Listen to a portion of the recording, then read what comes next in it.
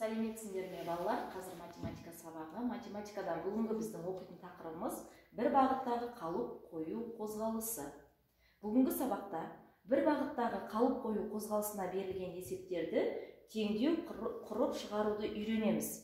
Кітабымыздың 35-ші бетіндегі бірінші тапсырмаға қарайтын болсақ, былай дейді: есепті амалдар бойынша шығар.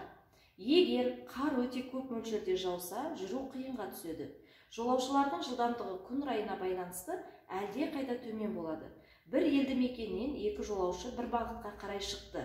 Біріншісі 40 метр минут жылдамдықпен қозғалды, екіншісі жылдамырақ жүріп, 10 минуттан кейін біріншісінен 500 метрге озып кетті. Ол қандай жылдамдықпен қозғалды? Яғни бұл жерде балалар біз жақындау жылдамдығын тауып аламыз. Ол үшін 500-ді 10-ға бөлеміз, 50 метр минут. Яғни бұл бізде жақындау жылдамдығы болады. Енді осы жерде 50 метр минутқа 40-ты қосып, екінші баланың жылдамдығын таптым. 9 метр минут бұл біздегі екінші жолаушының жылдамдығы. Келесі номері екінші тапсырма кітабымыздың 35-ші бетінде берілген. Бұл жерде былай дейді: 26-ші бетте берілген ережені қолдана отырып, теңдеу құр дейді. Бізге балалар жәнегі бәрі белгілі. Бұл жердегі x екінші жолаушының жылдамдығы болсын дейді. X азайту 40 бұл қалып қою жылдамдығы. Яғни бұл жерде біз балалар формулаға сүйеніп отырмыз. X азайту 40 бұл қалып қою жылдамдығы. Енді оны 10-ға көбейтіп, екінші жолаушы біріншісінен озып кеткенін, осы ара қашықтықты таба алады екенбіз. Тең 500-ге болады. Енді балалар осы теңдеуді қалай шешеміз? X-тан 40-ты азайтамын, тең 500-ді 10-ға бөлеміз. Мына жерде X-тан 40-ты азайтқан себебім, балалар бізде бірінші амал орындалатын. Бұл жақшаныңшы олай болатын болса, мен оны осы жерде қалдырам. Себебі бізде белгісіз сан бар. Тең 500-ді 10-ға бөлеміз.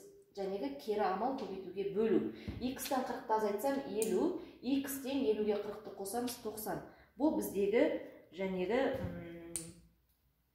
белгісіз екінші жолаушының жылдамдығы. 90 немен беріліп тұр бізде?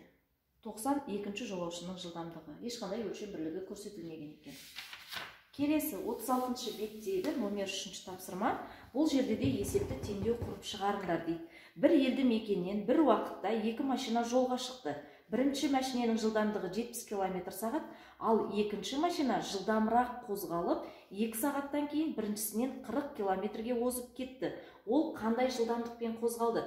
Балалар, бізге бірінші машинаның жылдамдығы белгілі, ал екінші машинаның жылдамдығы белгісіз. Екінші машинаның жылдамдығын табу үшін, жәнегі X-тан, бұл жерде біз қашықтау жылдамдығын табу үшін екі жылдамдықты бір-бірінен азайтуымыз керек.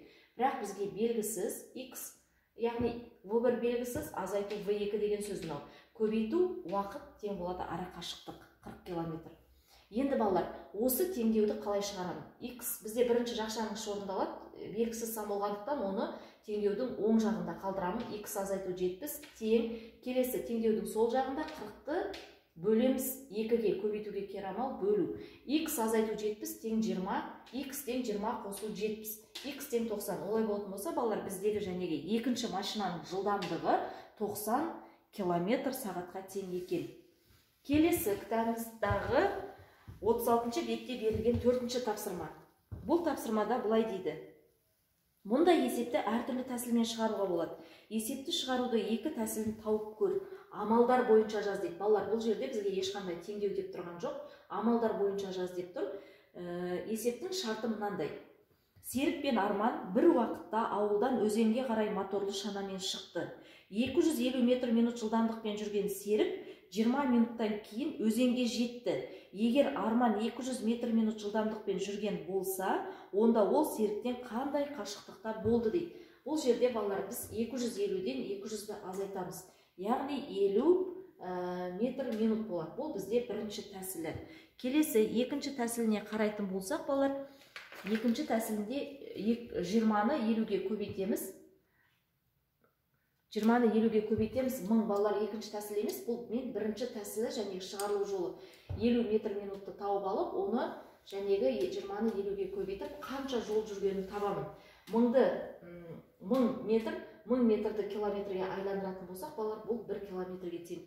Олай болатын болса, жәнегі Серіктің қандай қашықтықта болғанын сұрап тұр. Бұл 1 километр қашықтықта болған екен. Серік пен Арманның арасы 1 километр болды.